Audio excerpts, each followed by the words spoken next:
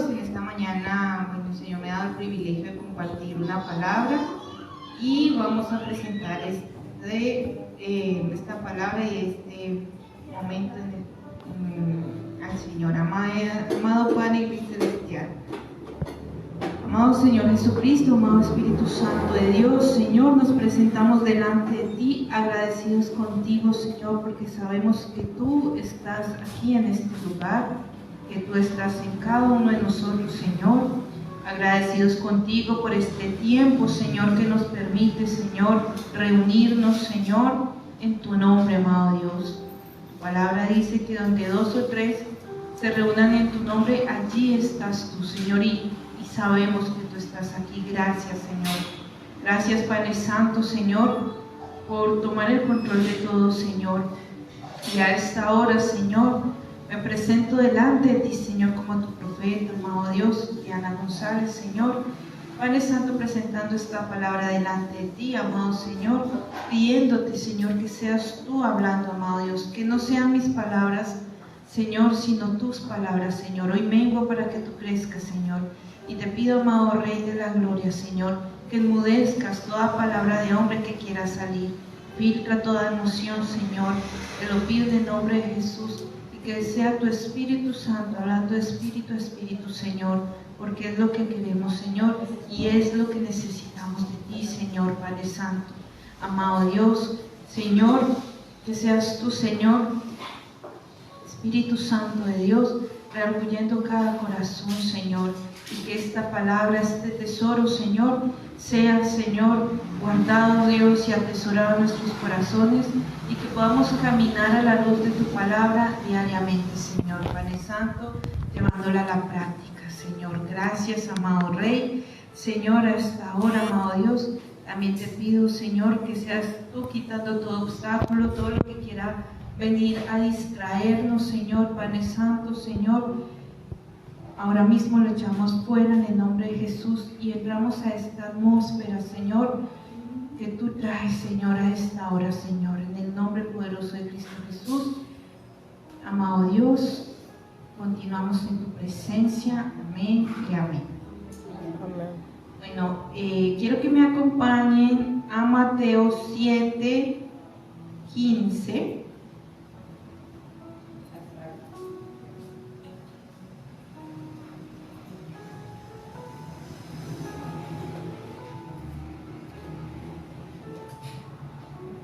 Mateo 7 al 15 y lo vamos a leer hasta el 20.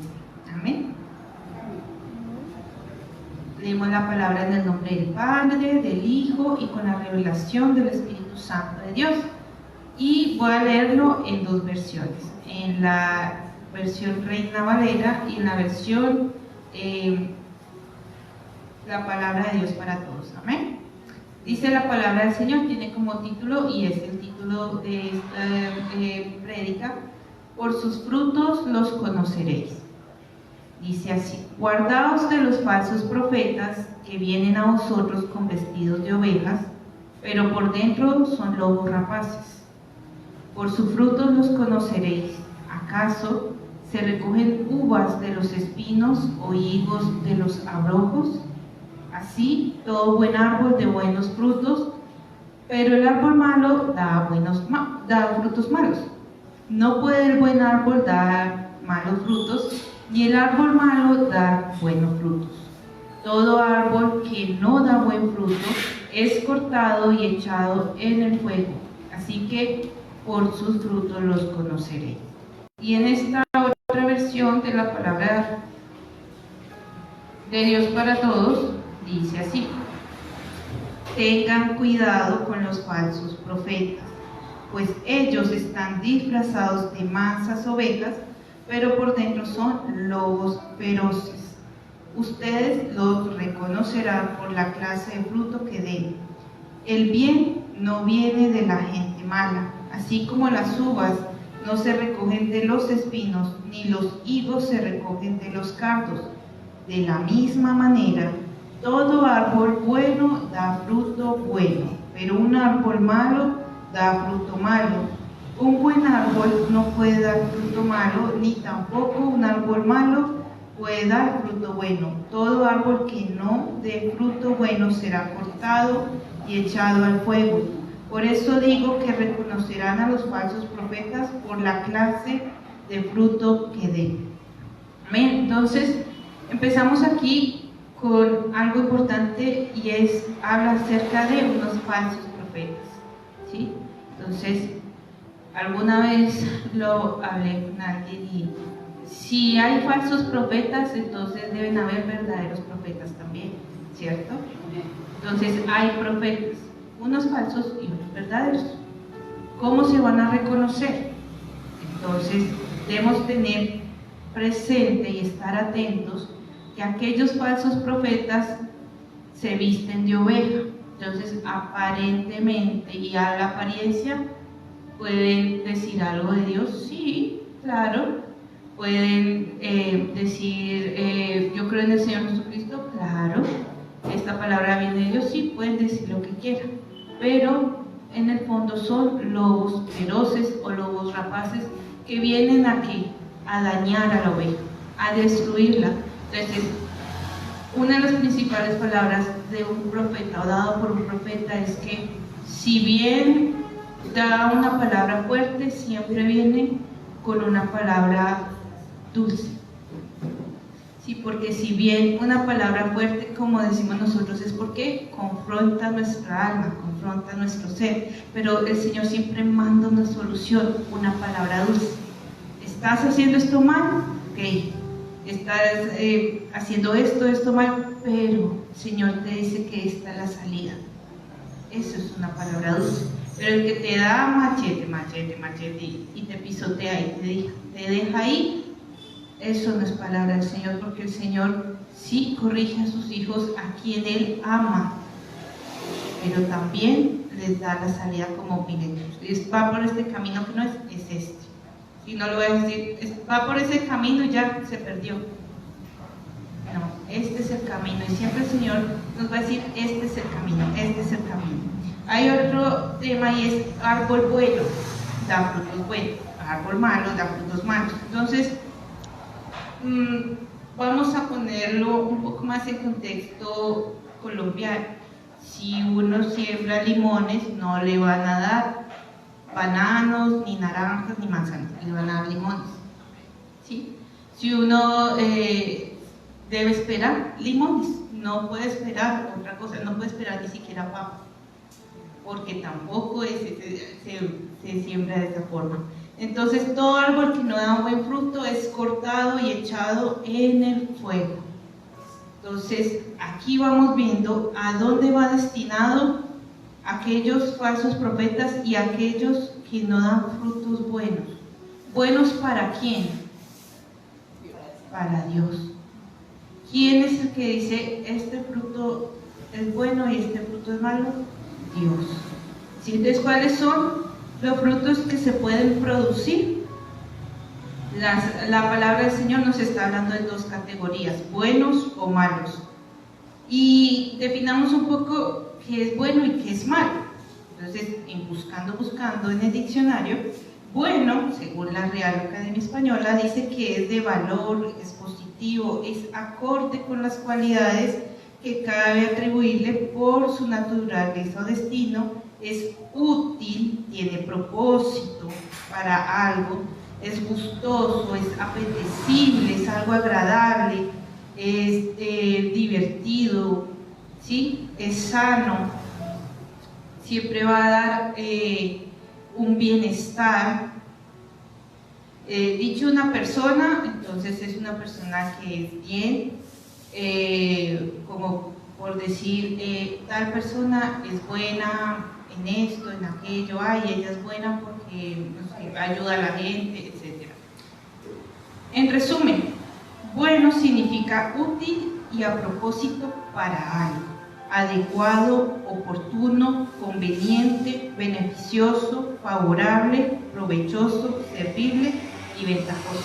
Eso significa bueno. Y ese es un fruto que el Señor espera que demos. Ahora, ¿qué significa malo? Malo es de valor negativo, falta de cualidades, es nocivo para la salud, se opone a la lógica o a la moral, de mala vida, tiene mal comportamiento, o sea, todo lo que encierra lo que es malo. Es enfermo, ofrece dificultad, resistencia para la acción significativa, desagradable, doloroso, es algo que está también deteriorado, estropeado, es inútil, torpe, especialmente a la hora de hacer o ejercer algo, desfavorable, malvado, etc. ¿Sí? Dando un ejemplo de malo, y me da risa cuando lo encontré, pero la verdad es, dice: diablo, príncipe de los ángeles rebeldes, como catalogado como malo. Entonces, se usa para reprobar algo, para infundir sospechas, es contrario a un fin determinado, es decir, que se sale un propósito, no tiene como tal un fin, no tiene un propósito. Entonces podemos decir que todo lo bueno proviene ¿de dónde? De Dios, y lo malo proviene del enemigo. ¿Sí? Bueno, ¿cuáles son nuestros enemigos? No solamente el diablo es nuestro enemigo, el enemigo también es la carne y sus malos deseos, Satanás, y el alma cuando está bajo la influencia de alguno de los dos anteriores. Esos son nuestros enemigos. Entonces quiero que me acompañen a Gálatas 5, 22, 23.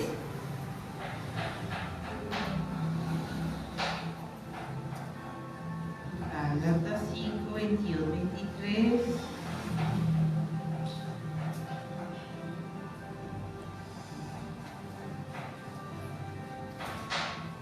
Dice la palabra del Señor: en cambio, el Espíritu produce amor, alegría, paz, paciencia, amabilidad, bondad, fidelidad, humildad y dominio propio. No existe ninguna ley en contra de esas cosas. Amén. Listo. Entonces, ¿esto qué es? El fruto del Espíritu Santo. Nosotros, bueno, no sé, voy a hablarlo desde mi persona. Yo a veces decía frutos del Espíritu Santo. Y resulta que, estudiando un poco, es el fruto. Es decir, que un fruto consta de, pongámosle aquí una naranja, es que se me viene a mente una naranja, de gajitos, ¿sí? La naranja con su cáscara por dentro tiene amor, gozo, paz, paciencia, benignidad, bondad, fe, mansedumbre y templanza. Entonces, cuando nosotros recibimos al Señor Jesucristo y el Espíritu Santo de Dios habita en mí, se nos es dado este fruto. Pero no significa que solamente sea un fruto. Cuando dice frutos del Espíritu Santo, es que son varias naranjas, ¿sí? Entonces no es solo un amor o una paz, es varios frutos que constituyen cada uno todas estas cualidades.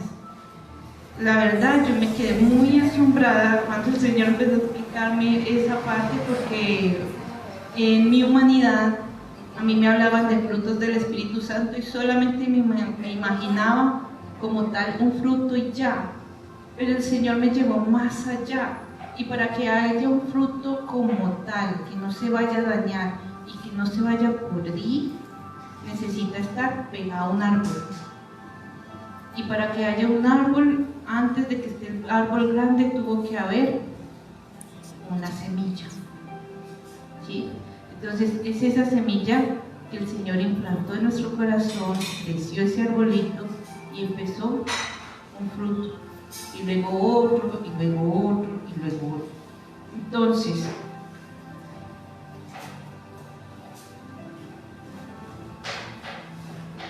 en la Reina Valera dice algo importante, dice: y los que son de Cristo han crucificado la carne con sus pasiones y deseos. ¿Sí? Entonces, representa el carácter de Dios. Estas cualidades reflejan cómo es Dios. Estas cualidades reflejan a Cristo. Y Cristo vino a enseñarnos precisamente eso. Más que milagros, más que sanidades, más que todo eso. Bueno, gloria a Dios, porque Él simplemente todo eso que hizo fue para decir: soy el Hijo de Dios, ¿sí? Pero para enseñarnos más a profundidad acerca, gloria a Dios por aquellos milagros y todo, es reflejar a Cristo. Y nosotros, el Señor nos ha pedido que moldeemos a Cristo. Entonces, esto hace parte del carácter de Cristo, es el fruto, y esos frutos, entonces, son evidencia de una vida que transformada. Es decir, sí, el Señor nos amó tal como éramos, pero no nos iba a dejar como éramos, ¿sí? Sino que empezó a cambiarnos, a transformarnos a la manera de Cristo. Cuando alguien vive según el Espíritu, estas características se desarrollan en su vida, ¿sí? Entonces nosotros vamos desarrollando estas características, y todo esto se opone ¿a qué obras? A las de la carne. El pasaje en Gálatas contrasta los frutos del Espíritu, el fruto del Espíritu Santo, con las obras de la carne, que son actos pecaminosos como el adulterio, la fornicación, el odio, las envidias, etcétera, etcétera. Entonces, vamos a mirar rapidito allí algunos pasajes, pues yo los voy a mencionar, bueno, sí, y los vamos a ir mirando. Entonces, tengamos en cuenta que todo fruto tiene semillas, y cuando el Señor nos envía a hablar la palabra de Dios, que estamos nosotros regando semillas, ¿sí? Entonces, si estamos en el Espíritu, estamos regando buen fruto. Si no estamos en el Espíritu, no podemos decir que estemos regando un buen fruto, es decir, una buena semilla que se va a implantar allí. Entonces, vamos a mirar un poquito más adentrado estos frutos, estas características, y el primero que encontramos es amor, ¿sí? Y el amor, vamos a ir a 1 Corintios 13, 1, 3, y allí el amor que Dios nos muestra a nosotros y el que quiere que nosotros mostremos a los demás. Primero Dios nos amó a nosotros, ¿cierto? Y después nosotros amamos a Dios. Pero recordemos de que si amamos a Dios, no podemos decir yo amo a Dios, pero no quiero a mi hermano, o no quiero a mi prójimo, no lo amo a Él, porque realmente entonces no estaríamos amando a Dios. Porque Dios también amó y ama al prójimo. Entonces el amor es fundamental en nuestra vida y para nuestro servicio a Dios. Y en 1 Corintios 13, 1, 3, ¿qué nos dice? Nos dice: si yo hablase lenguas humanas y angélicas y no tengo amor, vengo a ser como metal que resuena o símbolo que retiñe. Y si tuviese profecía y entendiese todos los misterios y toda ciencia, y si tuviese toda la fe de tal manera que trasladase los montes, y no tengo amor, nada soy.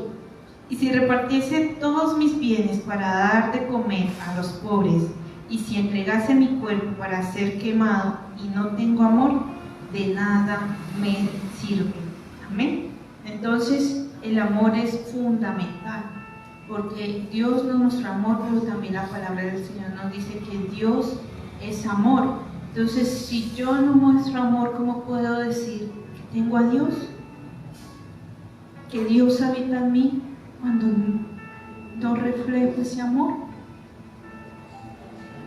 Entonces, me impacta mucho esta palabra, la verdad, porque dice que nada me sirve. nada me sirve y es fundamental para nuestro servicio. ¿A quién? A Dios. No para agradar a los hombres, porque sabemos que no estamos para agradar a los hombres, sino para agradar a Dios. Entonces es fundamental el amor, porque el amor es Dios. Ahora el gozo. Romanos 14, 17. Vivir para Dios es más que un simple obrar, es vivir propiamente, estar en paz con Dios y experimentar gozo en el Espíritu Santo. Sí. Por eso el gozo es tan profundo, nada superficial, porque es con el Espíritu Santo. Romanos 14, 17, la palabra del Señor nos dice: porque el reino de Dios no es comida ni bebida, sino justicia, paz y gozo en el Espíritu Santo. Por eso el Señor también nos dice: no se preocupe por lo que van a comer, por lo que van a beber, dónde van a dormir, qué techo van a tener. Preocúpense o ocúpense de mis cosas, de mis asuntos. Y miren, ¿qué significa? Justicia, paz, gozo en el Espíritu Santo. Debemos estarnos ocupando de ello, porque las necesidades que tenemos de un vestido, de una comida, de un techo, Dios las conoce. Y Dios nunca deja a sus hijos en vergüenza. Y Él ha mostrado su poder y nos ha hecho ver que aquí, ¿quién se ha acostado con hambre? Aquí, ¿quién ha dormido debajo de un puente o con lluvia? No, Dios nunca deja a sus hijos desamparados. Entonces nos dice: gócense todo el tiempo. Y para gozarnos todo el tiempo, nuestra mirada debe estar fija en una dirección, y es en Cristo, en Dios. Porque como yo desvié mi mirada, hay perturbación, hay tribulación, hay de todo. Entonces se va a volver un caos. Pero mientras mantenga mi mirada fija en Cristo, todo eso que puede estar alrededor no va a afectarnos. Amén. Paz. Filipenses 4, 6 al 7. Paz. La paz de Dios guardará nuestro corazón y nuestra mente. Cuando alguien llega al punto de tener paz genuina con Dios, es capaz de estar en paz con los demás, sin importar qué pueda hacer la otra persona, sin importar sus acciones, ¿sí? Alguna vez escuché, por la red social, una mujer, no me recuerdo el nombre, pero ella decía algo muy, con mucho sentido, y es: yo soy un templo de Dios. Y el Señor ha dejado este templo de Dios a cargo ¿de quién? De mí. ¿Sí? Entonces, ¿quién va a hacerse cargo y quién es responsable de lo que entra a ese templo? Yo. De yo me van a echar palabras de ofensa, lo que sea, para herirme. Pero ¿quién es el que permite la herida y quién permite que entre la ofensa? Yo. La otra persona está equivocada, está mal, uno no sabe, es otra cosa, independientemente de la persona que sea. Pero ¿quién es responsable de que eso entre, que llegue y toque? Yo, ¿cierto? Entonces, aquí es cuando dice el Señor: no deje que se le roben la paz, o no entregue la paz, porque a veces el enemigo no necesita ni robársela, sino uno dice: ay, morí. ¿Sí? No, es mantener esa paz y decir: no, Señor, tú conoces la situación de esa persona, hazle entender que está errado, o lo que dijo es cierto, pero las palabras que dijo fueron duras. Voy a tomar lo cierto que dijo, porque puede que yo esté mal, y esas palabras duras para la basura, porque el Señor también dice: retengan lo bueno y desechen lo malo. ¿Sí? Entonces, Filipenses 4, 6 al 7, ¿qué nos dice la palabra del Señor? Por nada estéis afanosos, sino sean conocidas vuestras peticiones delante de ¿quién? de Dios en toda oración y ruego, con acción de gracias, y la paz de Dios, que sobrepasa ¿qué? Todo entendimiento, guardará vuestros corazones y vuestros pensamientos, ¿en quién? En Cristo Jesús. Y hay un pasaje de la Biblia que dice: llevó todo pensamiento cautivo a la obediencia de Cristo. ¿Y qué decimos nosotros? Señor, que mi mente sea la de ¿quién? La de Cristo. Entonces, ¿por qué vamos a dejarnos robar la paz si nuestra mente es la de Cristo? Y si nos ponemos a ver al Señor Jesús, bueno, tantas cosas que nos enseñó, pero una de esas es que cuando echaron los fariseos sus ovejas, lo acusaron, lo trataron re mal, Él nunca se defendió. Y Él los amó a ellos también, porque su muerte en la cruz también fue por ellos. Los miró con ojos de amor. Entonces, vayamos pensando, nosotros acá, ¿con qué ojos también estoy mirando yo? Fe o fidelidad en algunas versiones. Efesios 2, 8 a 9.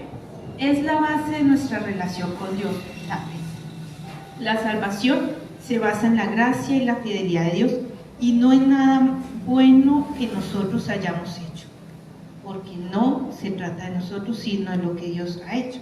Entonces, Efesios 2, 8 a 9 dice que porque por gracia sois salvos por medio de la fe, y esto no de vosotros, pues es don de Dios, no por obras, para que nadie se gloríe. Las obras que nosotros podamos hacer no tienen nada que ver. Obviamente, una fe sin obras es muerta, claro que sí, pero no es por esas obras. Esas obras solamente van a reflejar la fe que yo tengo, pero es la fe que el Señor nos ha dado por su gracia. Es eso, es esa fe. Por fe creemos en el Señor Jesucristo y creímos en Él y le entregamos nuestra vida y creímos que Él murió en la cruz para salvación y resucitó entre los muertos. Sí, por fe. Porque díganme, ¿alguno de nosotros lo vio? No. Y la palabra del Señor también dice que no es por vista, es por fe. Amén. Paciencia, Colosenses 3, 12 al 13. La paciencia nos proporciona el valor que necesitamos para soportar los momentos difíciles sin echarlo todo a rodar. Paciencia, yo creo que, empezando por mí, suspiramos profundo, ¿verdad?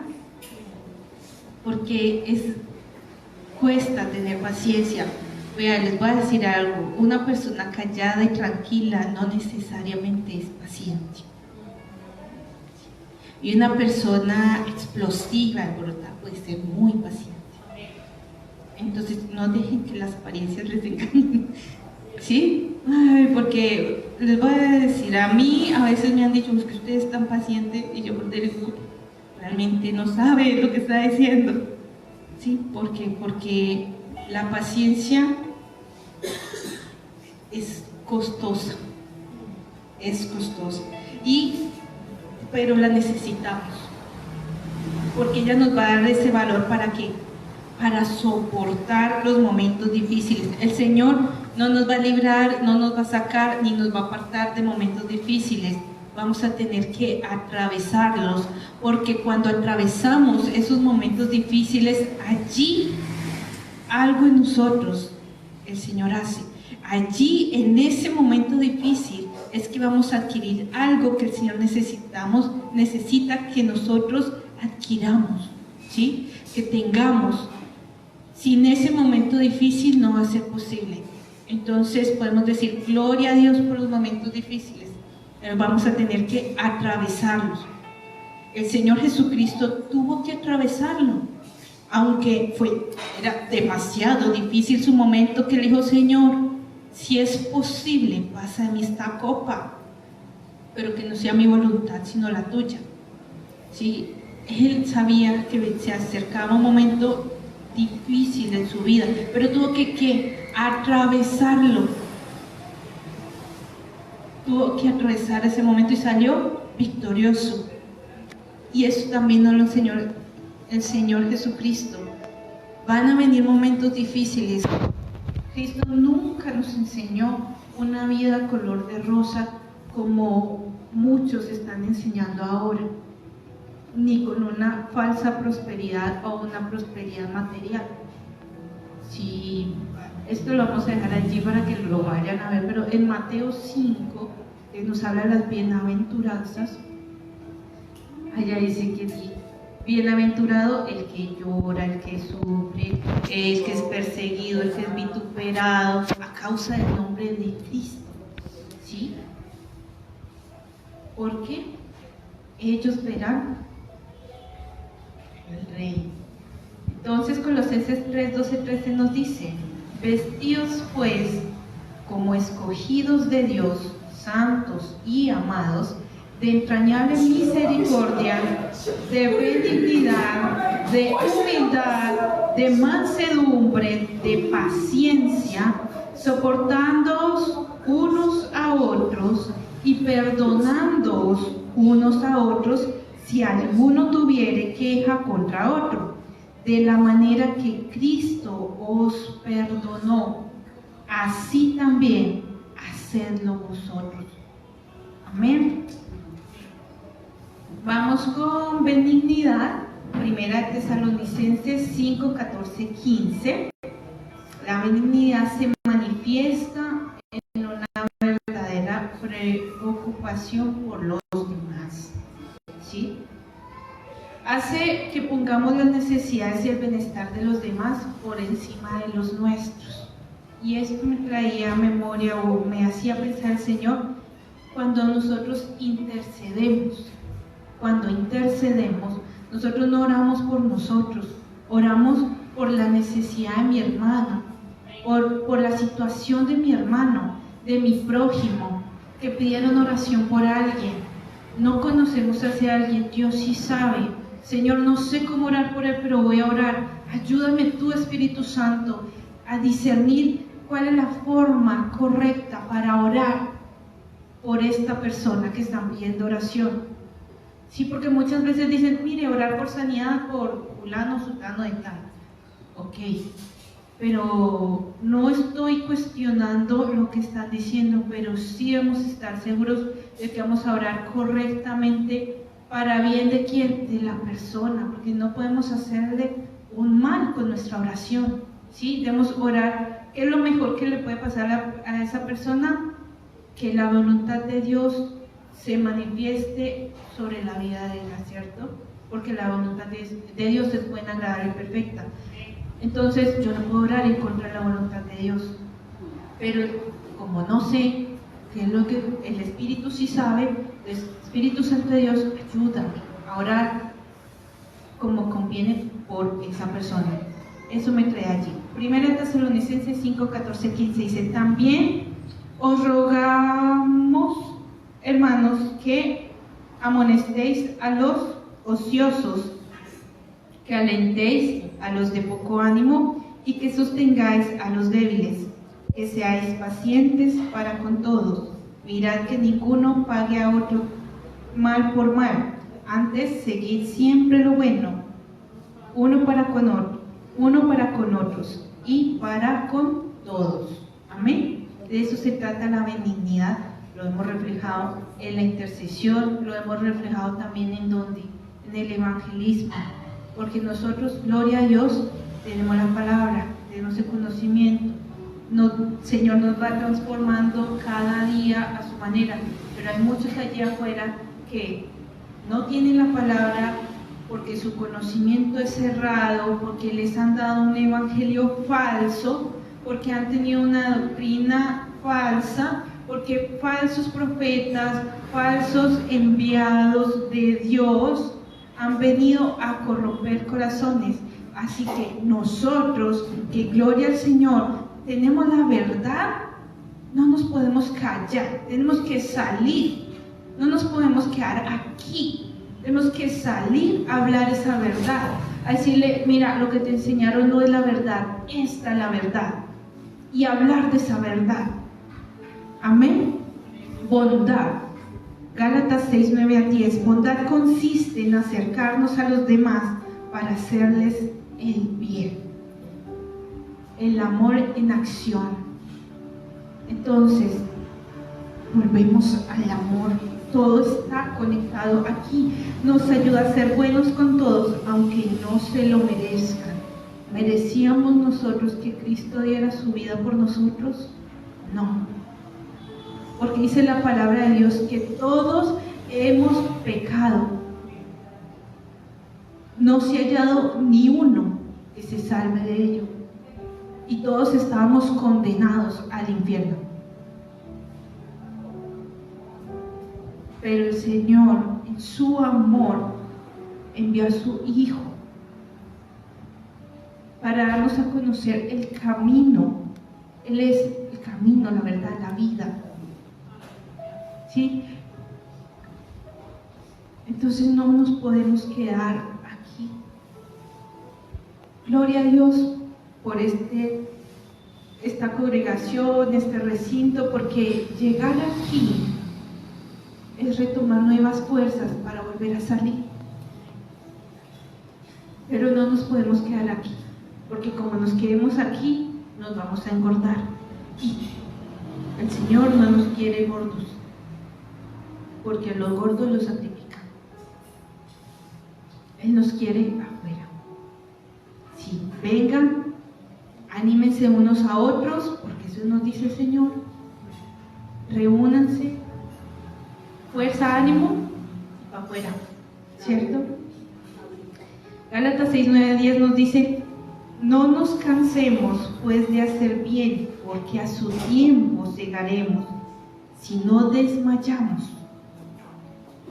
Así que, según tengamos oportunidad, hagamos bien a todos, y mayormente a los de la familia. ¿Cuál familia? De la fe. De la fe. O sea, los que estamos en Cristo. Amén. No significa que nuestra familia es sanguínea, no, claro.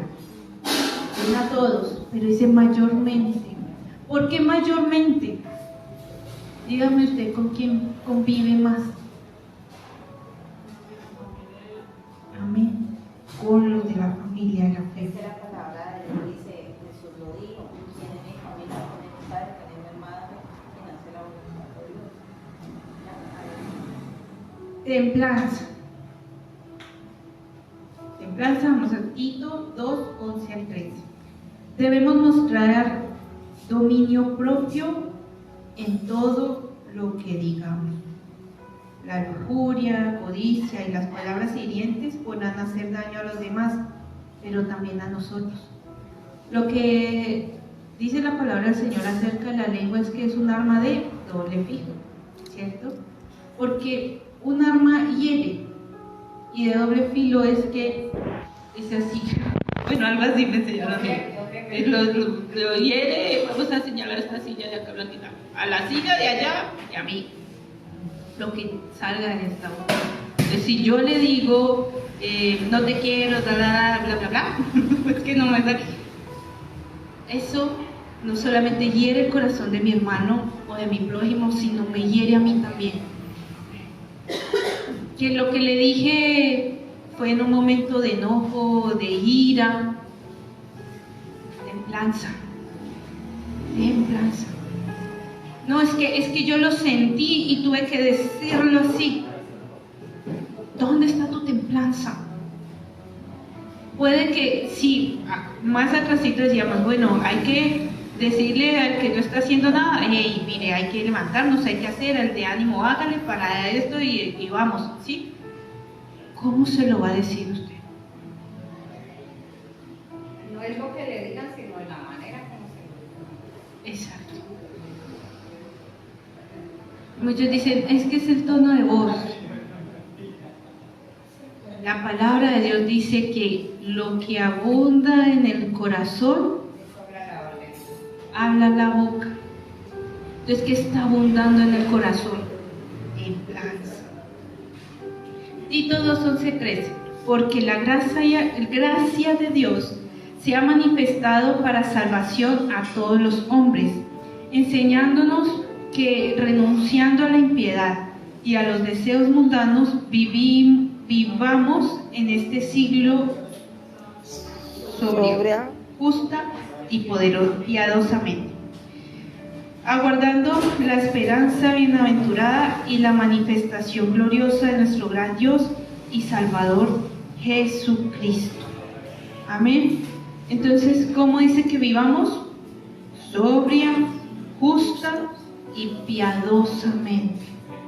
Entonces, de la forma que nosotros vayamos a hablar, o sea, más que la forma de lo que vayamos a decir, porque a veces a la mano hay que hablarle seriamente o centradamente, pero es las palabras que se van a usar. Y yo no les estoy diciendo aquí que disfracen nada ni que oculten, no, pero realmente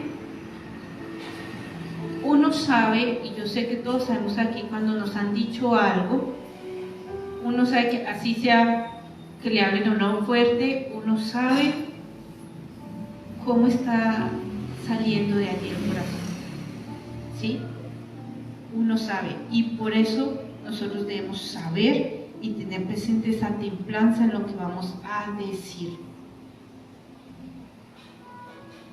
Mansedumbre, que es la última, Romanos 12, el verso 3 y el verso 16. Mansedumbre es saber que somos los que somos, lo que somos por la gracia de Dios, pero la gracia de Dios puede prevenir que nosotros seamos arrogantes. Mire, esta todavía vive, esta carnita, ¿sí? Y yo no le estoy diciendo, bueno, con esto ya no caminaremos, sino flotaremos, no. Pero Dios sabe quiénes somos, el temperamento que tenemos, lo volátil que podemos ser, y yo no le estoy diciendo si la persona se ve calladita o no, sino, como les digo, hay personas calladas de un carácter fuerte y volátil, y hay personas que son así súper explosivas, pero súper suavecitas al mismo tiempo. Entonces, Dios conoce todo eso en nosotros y sabe quiénes somos, pero es esa gracia de Dios que puede prevenir que seamos arrogantes respecto a nuestra persona. Es lo opuesto al orgullo y a la presunción. Esa es la mansedumbre. El Señor nos ha hablado de orgullo espiritual. Entonces, donde hay orgullo espiritual no hay mansedumbre, ¿sí? Entonces, hay una frase muy conocida de se tenía que decir y se dijo. Bueno, yo aprendí de se debía de decir y se dijo en el tiempo correcto. Porque a veces el se tenía que decir y se dijo suena arrogante, como si yo fuera mejor que usted. Y realmente yo no soy mejor que usted. Yo no soy más que usted. ¿Sí? Yo solamente soy un ser humano, una mujer, sierva del Señor, pero no puedo simplemente por ello decir, es que yo como esto le pasaba a los fariseos, su arrogancia no les impidió ver y reconocer quién era Jesús, a pesar de que hablaban de la ley de Moisés y a Moisés lo tenían estudiado de primera a última.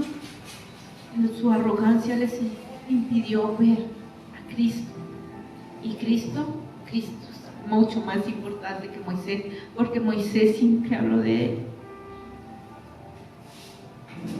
Entonces, Romanos 12, el verso 3 dice: Digo pues, por la gracia que me es dada a cada cual que está entre vosotros, que no tenga más alto concepto de sí con cordura, conforme a la medida de la fe que Dios repartió a cada uno.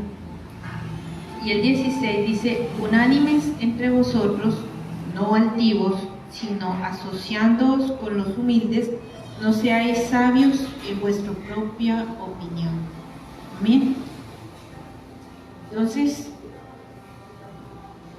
quiero que me acompañen al Salmo 1.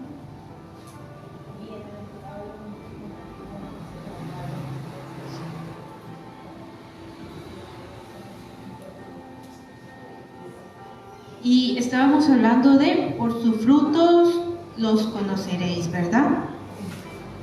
Y en el Salmo 1, vamos a leerlo, empieza allí diciendo, bienaventurado el varón que no anduvo en consejo de malos, ni estuvo en camino de pecadores, ni en silla de escarnecedores se ha sentado, sino que en la ley de Jehová está su delicia, o su deleite, dicen otras versiones, y en su ley medita de día y de noche. Será como árbol plantado junto a corrientes de aguas, que da su fruto en su tiempo, y su hoja no cae, y todo lo que hace prospera. No así los malos, que son como el tamo que arrebata el viento. Por tanto, no se levantarán los malos en el juicio, ni los pecadores en la congregación de los justos, porque Jehová conoce el camino de los justos, mas la senda de los malos perecerá. Este salmo es un reflejo de dos formas diferentes que hay como ser humano. Está la persona que es como el árbol de la vida, que florece, plantado junto a corrientes de agua, ¿cierto? Y está la persona que es como la paja que se la lleva el viento. Yo estoy buscando acerca sobre el tamo y es, yo no sé, o sea, como yo me lo imaginé y así lo encontré. ¿Ustedes han visto esas películas de vaqueros o el desierto? Que pasa una cosita así, lo que el viento, a donde la lleva el viento, para allá va. No tiene fruto, no tiene nada, simplemente no tiene rumbo ni dirección. Va y viene. Va y viene, va, viene. ¿Sí? Exacto, y ese, préndale fuego y se consume rapidito. Y miren, acá nos habla de un árbol que da fruto. Entonces, en este Salmo 1 encontramos algo bonito y estábamos hablando de un árbol bueno, de un árbol malo.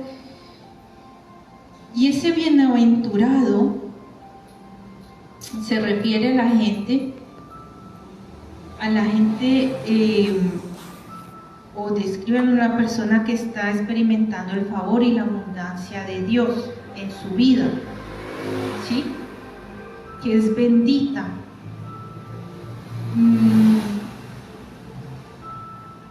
Entonces, bienaventurado en hebreo tiene dos definiciones. La primera es Baruch. Baruch es lo que les estaba diciendo, que describe a una persona que está experimentando el favor de Dios y la abundancia de Dios en su vida, y que usualmente se traduce como bendito. Y está la palabra Ashrei. Ashrei se refiere a lo que la gente dice de una persona que es Baruch, o sea, que es bendita. La Ashrei es lo que ven otros. Es una forma de expresar cuán deseable y bueno es cuando alguien experimenta la bendición de Dios. Es como decir, ay, mira, esa persona sí que tiene una buena vida. ¿Sí? Entonces, el Salmo 1, cuando nos habla de bienaventurado el varón, nos está hablando de esa persona que experimenta el favor de Dios y su abundancia. Qué bueno es ver esa persona. Entonces, nosotros somos bienaventurados, sí. Díganme, ¿las personas de afuera pueden decir lo mismo?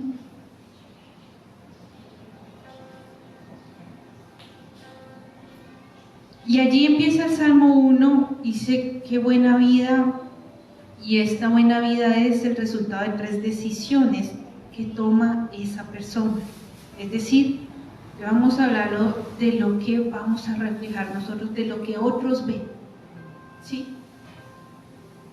La persona, una decisión, porque todo es decisión personal. Y la primera es que, y allí en el Salmo dice, no camina siguiendo el consejo de los malos. Y cuando uno no camina siguiendo el consejo de los malos, uno no puede estar en un lugar secreto, porque el caminar es al público. Segunda decisión, no se detiene en la senda de los pecadores. Usted va caminando, muchos, no sé, yo voy caminando, me dio sed, me voy a la tienda a comprar un agua porque tuve sed, ¿sí? Entonces, no se detiene, es decir, si continúa su camino. ¿O quién de aquí que conozca una calle peligrosa, ¿sí? Y usted evita pasar por ahí, pero ese día le tocó pasar por ahí, se va a detener a mirar? Nadie, ¿cierto? De hecho, uno hasta corriendo pasa, rapidito. Entre más rápido camine y más pase, tengo que cruzarla, bueno, pero lo voy a cruzar rápido. Dice mi papá en Bogotá, tiene que estar mirando para adelante y para atrás, para adelante y para atrás, pero usted camine rápido, ¿sí? Mire que no se le va a acercar nadie, pues por lo que la ciudad es tan peligrosa, ¿sí? Y tercera decisión, no se sienta en el asiento de los burladores. Es decir, que son 3 decisiones importantes que uno debe tomar, pero no solamente uno las toma, otros las están viendo. La progresión aquí es caminar, o sea, aquí de caminar pasa a detenerse y luego pasa a sentarse. Y esta progresión del movimiento al estancamiento, es decir, que si nosotros en algún momento de nuestras vidas nos hemos sentido estancados, es porque en algún momento nos detuvimos y nos sentamos, donde no debíamos hacerlo. ¿Sí? Entonces, son 3 palabras y son 3 formas para evitar, porque estas 3 decisiones de no caminar con los malos, ¿sí? O no caminar siguiendo este consejo, es decir, si a mí el Señor me dijo que me fuera por este camino y alguien me dijo, no se vaya por allá, váyase por este otro, ese no es el camino que Dios a mí me dijo. ¿Sí? Y si yo sé que el camino que me está indicando esta persona es un camino peligroso, si Dios quería que yo pasara por ese camino, Él mismo me lo hubiera dicho, ¿cierto? Pero Dios me dijo, no se vaya por ahí. Mire, ayer en el ayuno hablábamos algo, y es que Dios guarda la vida de nosotros, claro. Cuando nosotros salimos de la casa y oramos, Señor, guarda mi vida en esta actividad o esta vuelta que tengo que hacer, etc. Yo sé que a muchos les ha pasado, a mí me ha pasado que digo, bueno, si voy a ir al centro, me voy a ir por este camino. Pero muchas veces es el Señor me dice, no te vayas por ahí, coja otra vía, coja otra ruta. Porque el Señor está guardando mi vida. Sí, Él conoce y Él sabe qué está pasando más adelante. Entonces, si yo no le hago caso al Señor, ¿qué pasa? ¡Pum! Tomo, llevo el bulto. Ay, Señor, no me guardaste. Señor, ¿qué va a decir? Yo le dije que no se fuera por ese camino. Entonces, el seguir el consejo de los malos, el detenerse en esa senda de pecadores y el sentarse con los burladores, son 3 formas destructivas para el ser humano en las que puedes quedar atrapado. No sabes si te vas a volver a parar.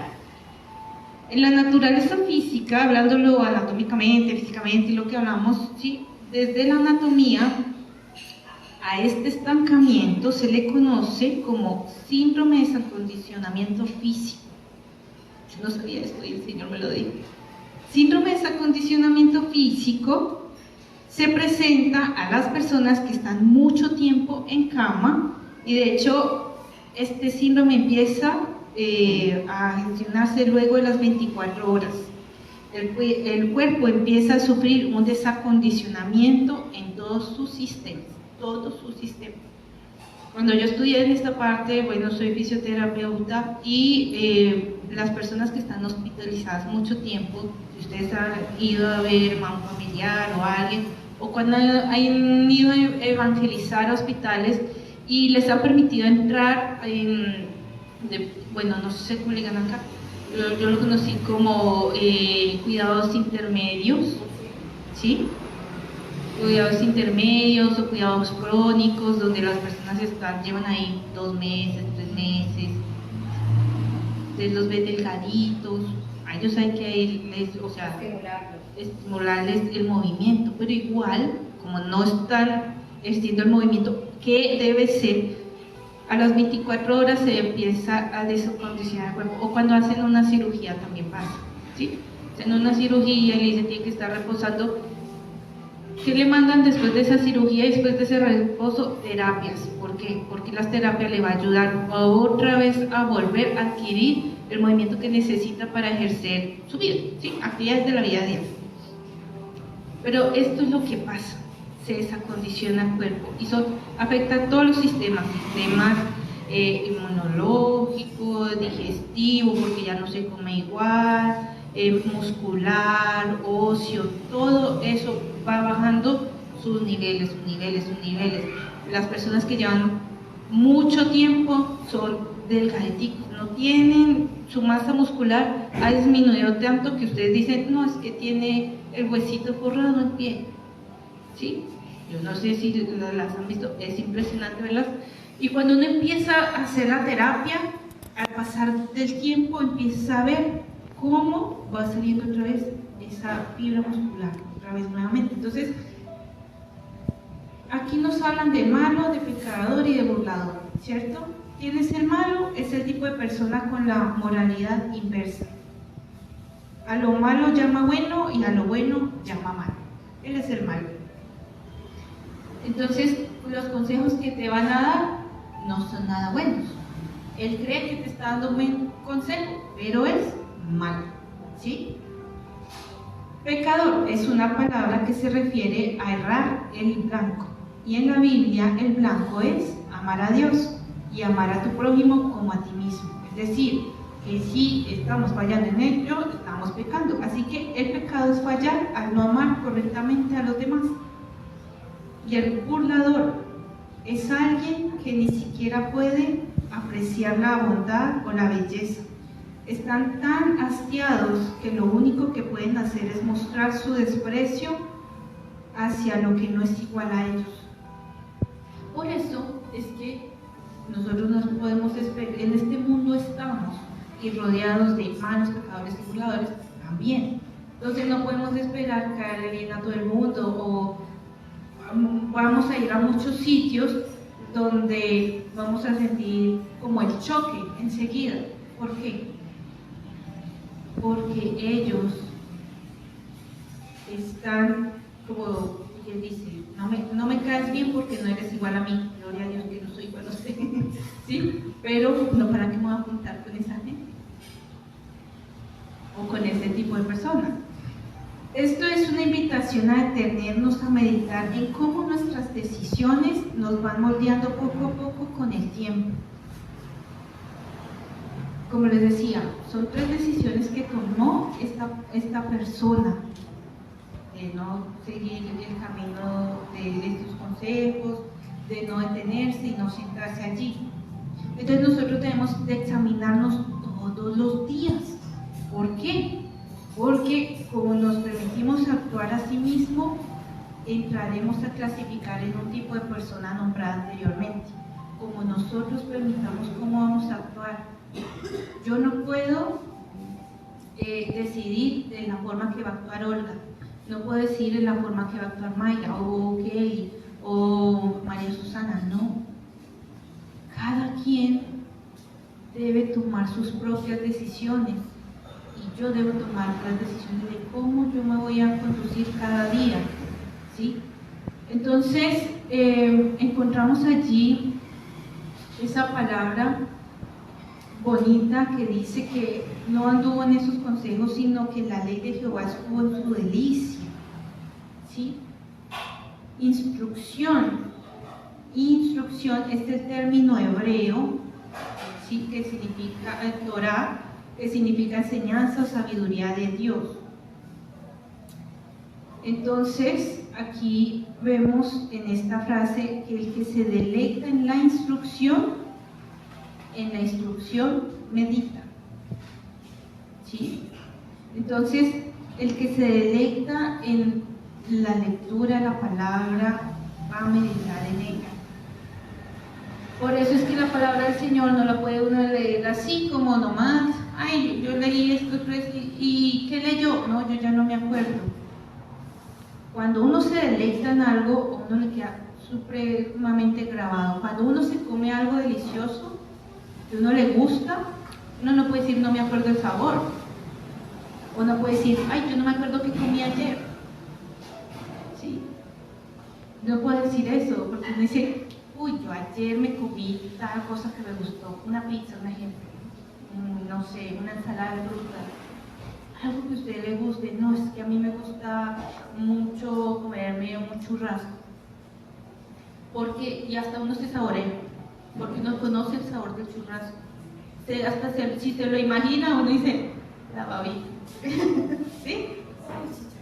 O hay cosas que usted dice, uy, qué rico sería comernos, no sé, ¿qué le digo yo así? Un heladito. ¿Sí? Pero entonces, cuando nos deleitamos en ello, vamos a meditar. Si el Señor me dio esta mañana, Filipenses 4:13, todo lo puedo en Cristo que me fortalece, yo lo voy a estar pensando todo el día. Se me presentó esta situación, ay, no, pero todo lo puedo en Cristo que me fortalece, el Señor me dijo esta mañana, porque me deleita, porque me sabe, ¿sí?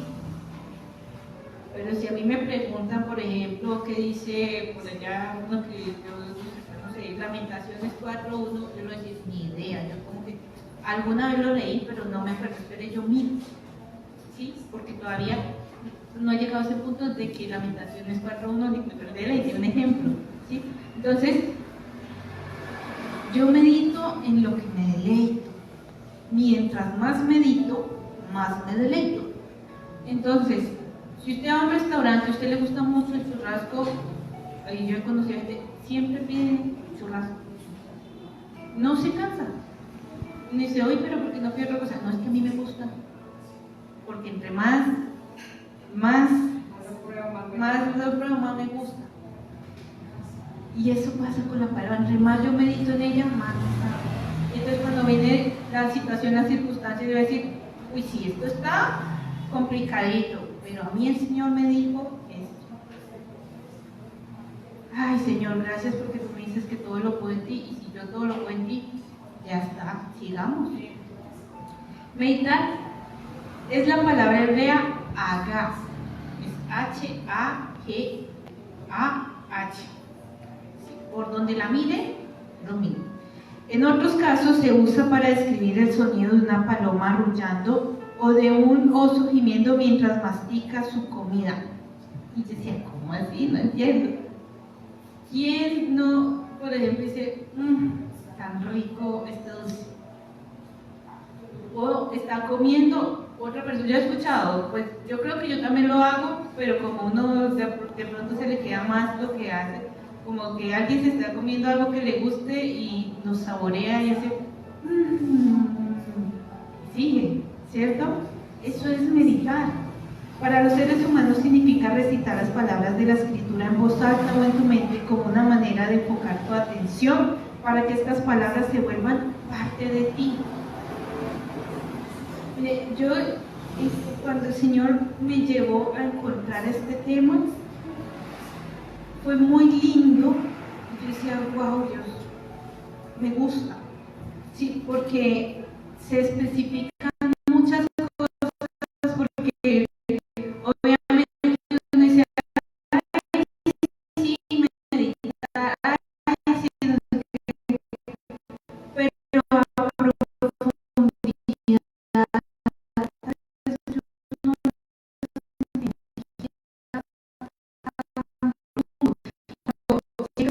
profundidad, no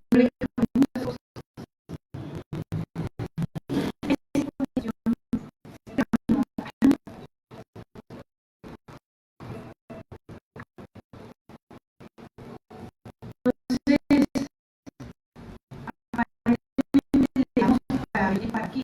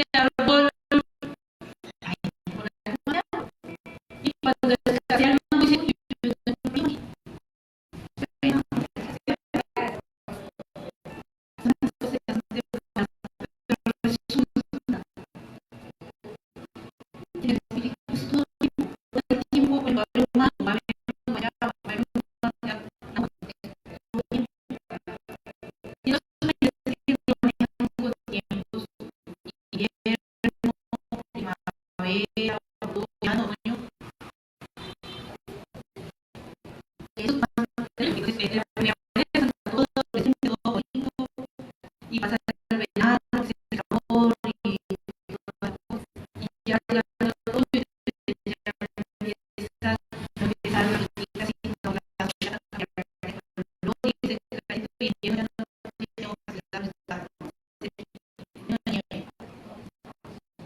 entonces aquí no hay todo el tiempo.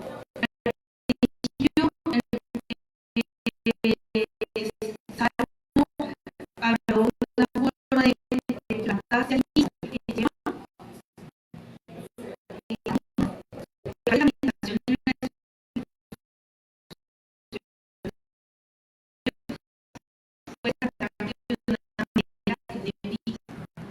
es decir, lo que me está llevando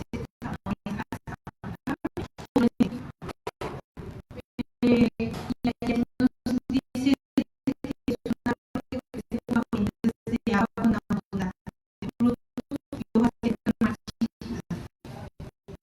¿Quién es el agua? ¿Quién es el agua?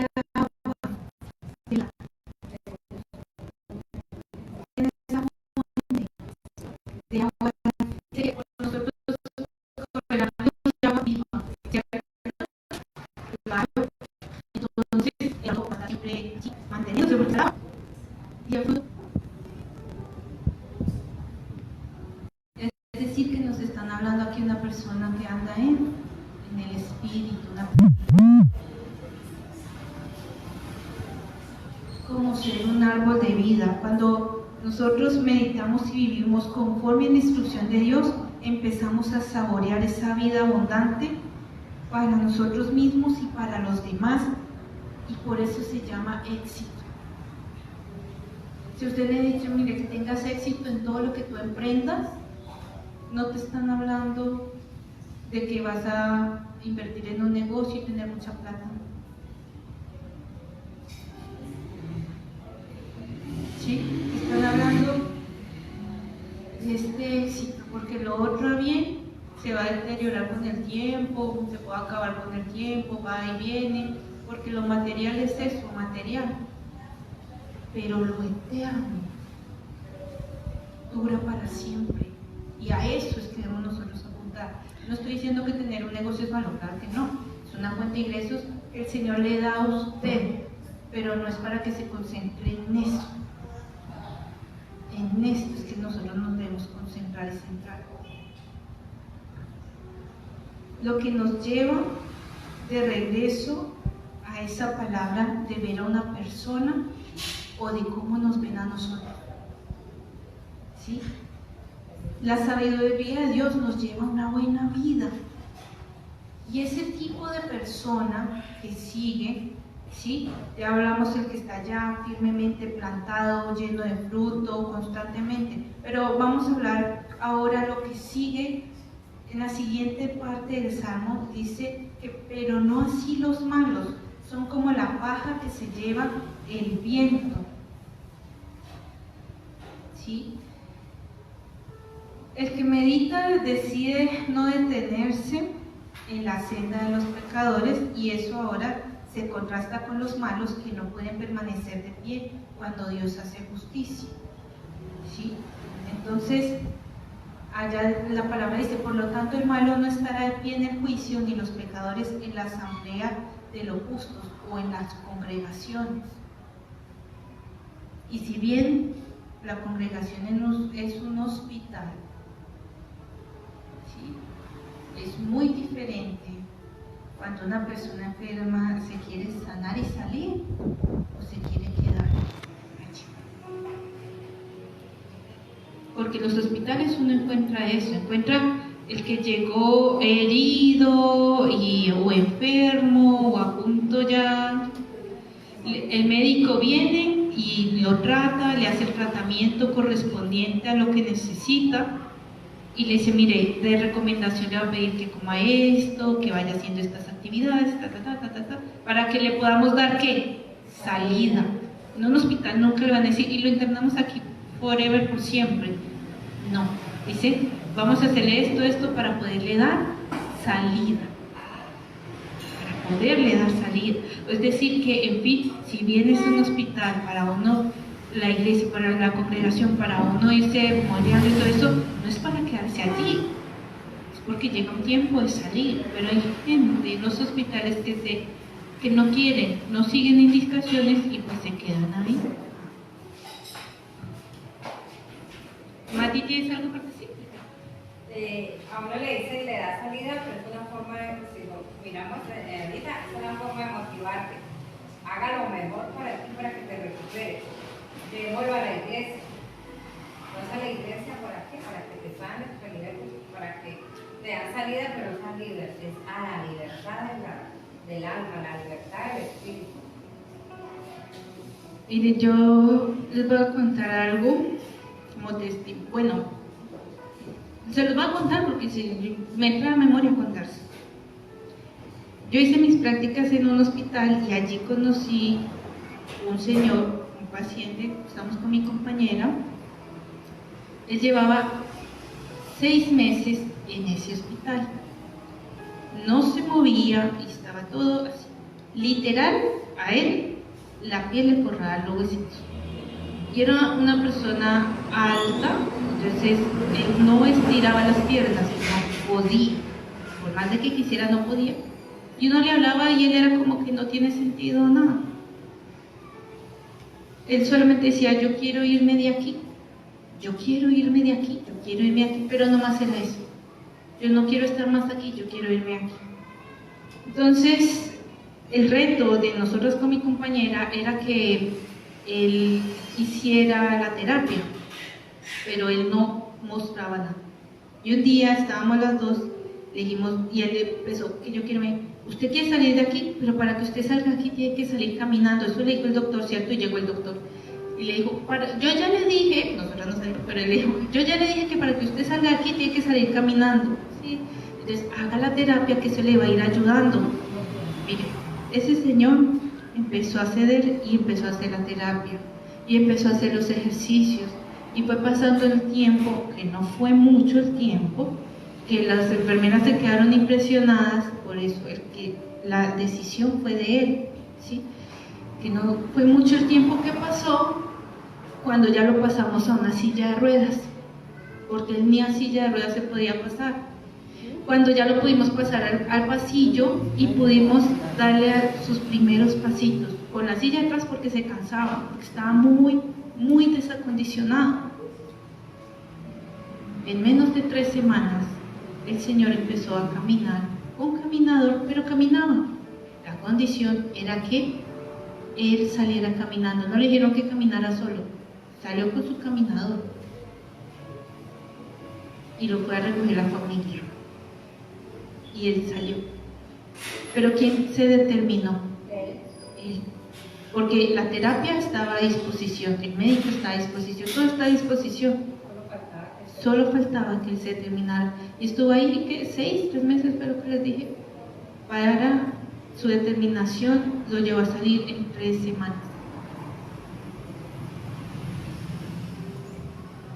Entonces,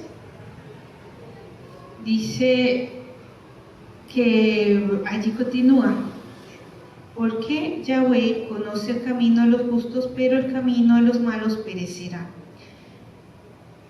Terminamos donde comenzamos, eligiendo entre 2 caminos, 2 formas de cómo ser humano que llevan a la vida floreciente o a la ruina marchita. El que se junta, el que se deja guiar por el consejo de los malos, el que se detiene y el que ya se sienta allí, de ahí no se para. Y ese camino lleva a la perdición, lleva a la muerte, ¿sí? Entonces, la diferencia está en lo que meditas. La diferencia está en donde tú estás poniendo el tiempo. Y la diferencia va a estar en lo que otros van a ver, lo que tú llevas. Somos testimonio del Señor. Por ende, nosotros debemos andar conforme a ese testimonio. Porque no podemos decir una cosa y hacer otra. Entonces, este salmo, toda la palabra de Dios, toda la instrucción de Dios están diseñados ¿para qué? Para una vida de meditar, es para disgustarse, ahí estar con ese deleite, con esa delicia, ¿sí? De leer y volver a leer lentamente, permitiendo que guíe todas nuestras decisiones, el resultado de convertirnos en árboles de vida para los demás, ¿sí? Ese va a ser el resultado. Para convertirnos en esos árboles de vida, sí o sí Cristo debe estar en nosotros y nosotros debemos reflejarle. Vivir Cristo es lo que la instrucción del Padre me lleva. Yo debo vivir como vivió Cristo. Por eso es que el fruto debe ser bueno todo el tiempo. ¿Cristo quién es? El camino, la verdad, la vida, es el verbo, es la palabra.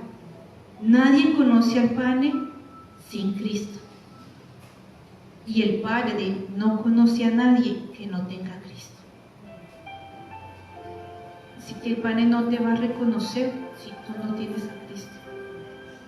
Y si tú no tienes a Cristo, hay un destino.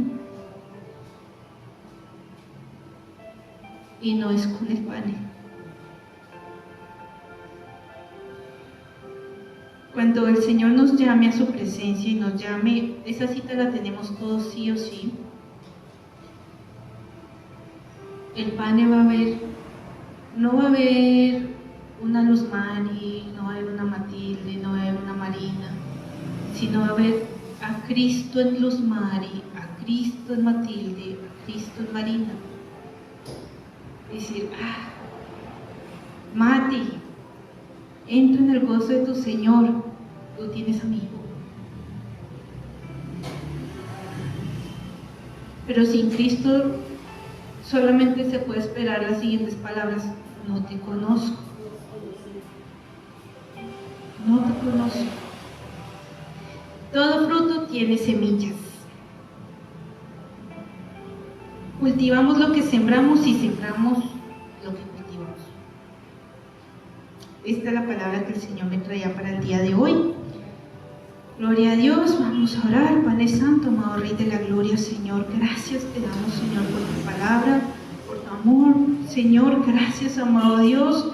Padre Santo, porque hoy nos llevas a reflexionar, amado Dios. Anhelamos más de ti, Señor. Anhelamos que tu fruto, Espíritu Santo de Dios, Señor, se desarrolle en nosotros, Señor. Y gracias, porque tú nos has traído hoy, Señor, este mensaje, Señor, para examinarnos, Señor, y para caminar por la senda de justicia que tú nos indicas, Señor. Sabemos que todo es una decisión, Señor. Tú no tienes límites, amado Dios.